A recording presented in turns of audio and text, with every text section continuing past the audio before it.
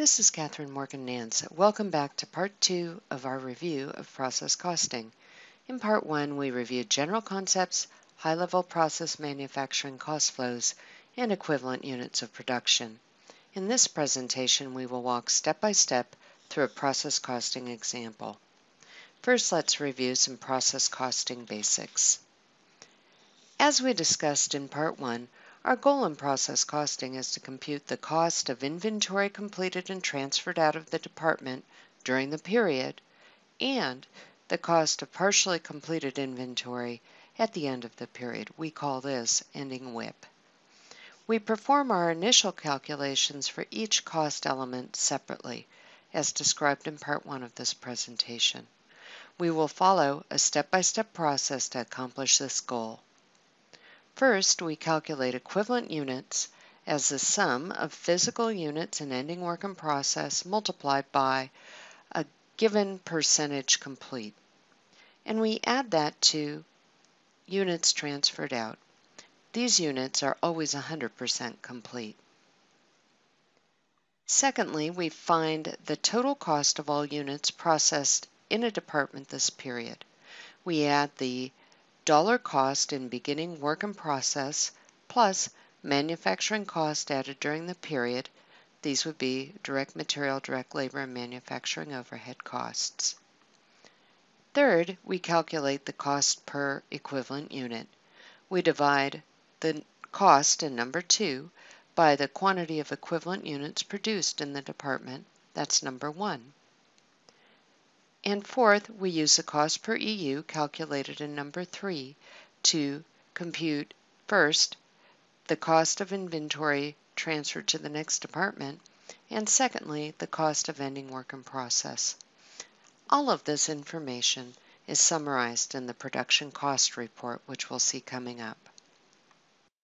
The production cost report follows the same basic steps for each of the reported cost elements that we saw in the last slide. First, summarize physical and equivalent units. This includes reconciling physical units and calculating equivalent units for each cost element. Second, compute costs for each cost element. Total cost include cost in beginning work in process plus manufacturing cost added to the department during the period. Also calculate cost per EU. Third, assign a total cost to ending work in process and units completed and transferred out. And finally, reconcile the costs in number 3 and 4 when you're done. That's it. Let's look at an example for Smith Company. Smith Company makes a product in its assembly department, the second of 2 departments, prior to completion. Use information provided about, first, physical units in process and completed, and second, cost added during the period, to determine cost assigned to work in process at the end of June and inventory transfer to finished goods. We will walk through Smith Company's production information for its assembly department in the next few minutes. Notice you receive information about physical units, percentages of completion, and cost in beginning work in process, plus cost added during the period. Our first step is to summarize the physical units processed during the period. Hopefully, it is apparent that the number of the units in work in process at the beginning of the month, plus the units started during the month, must be equal to units completed and transferred during the month, plus the units in work in process at the end of the month. Next, we need to calculate equivalent units of production.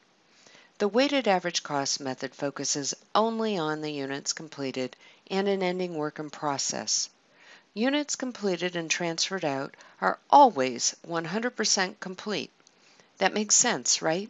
They wouldn't be transferred unless they were complete.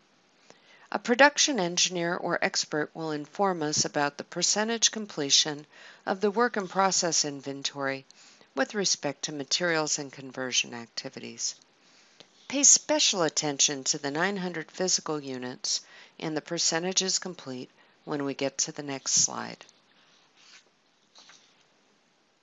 The first step in calculating Smith Company's equivalent units is to identify the units completed and transferred out of the assembly department in June, and this is 5,400 units. Units transferred are always 100% complete. The second step is to identify the equivalent units of production in ending work in process with respect to materials for the month, that's 540 units, and adding this to the 5,400 completed units from step 1. 540 units is calculated by multiplying 900 physical units in WIP by a 60% completion rate. Now the third step is to identify the equivalent units of production in ending work in process with respect to conversion for the month. And this is 270 units. Then we add this to the 5,400 units from step 1.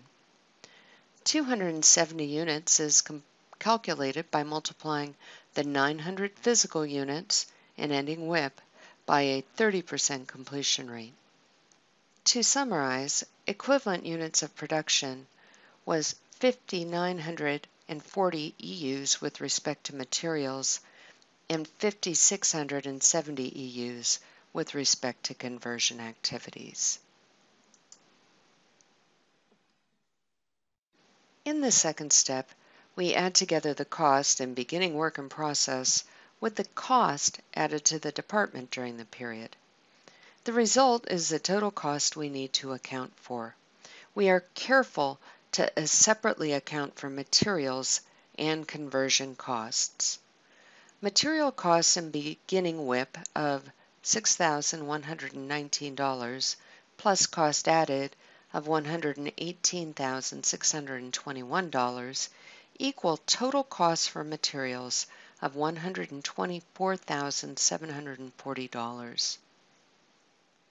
Conversion costs in beginning WIP of $3,920 plus cost added of $81,130 equals total cost for conversion of $85,050. Notice we also create a column for total cost, which gives us a check number to make sure our allocation of cost in the next step is accurate. Total cost equal $209,790. Now let's look at the calculation of the cost per equivalent unit. We'll pause for a moment to consider an important equation. We calculate the cost per equivalent unit by adding together the cost of beginning work in process inventory and the cost added to the department during the period. We then divide the total dollar amount of the cost by the number of equivalent units previously calculated. And again, we do this for each cost element for direct materials and conversion costs.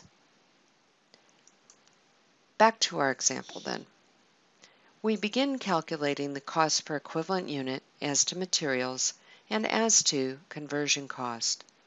For materials, we have a total cost of $124,740 and 5,940 equivalent units. So the cost per equivalent unit is $21 for materials. With cost of $85,050 and total equivalent units of $5,670, we have an average cost per equivalent unit of $15 for conversion. So the total cost of materials and conversion is $36 per completed equivalent unit. However, I recommend you continue to use the $21 per EU and the $15 per EU so it doesn't become confusing. Let's start the process then of computing the cost of ending work in process inventory.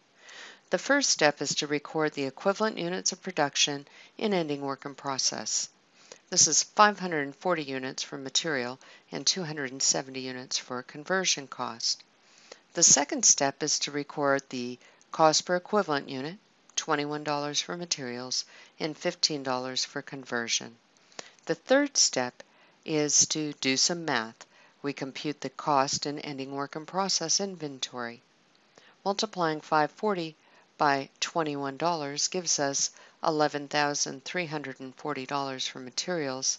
We do the same thing for conversion and compute $4,050 for conversion cost. We have total work in process cost of $15,390. When we're all done, then there will be a balance of $15,390 in the general ledger work in process account for the assembly department. Now let's compute the cost of units transferred. The first step is to record the units transferred out to the next department. We have 5,400 units for materials and for conversion cost. The second step is to record the cost per equivalent units then, and we've got $21 for materials and $15 for conversion. And the third step is to do the multiplication, compute the cost of units transferred out. That's 113,400 for materials, 81,000 for conversion, and 194,400 in total. It is at this point that you can identify the journal entry to record the transfer of inventory from the assembly department to finished goods. Smith Company accountants will debit finished goods inventory for $194,400 and credit work in process assembly department for the same amount, $194,400.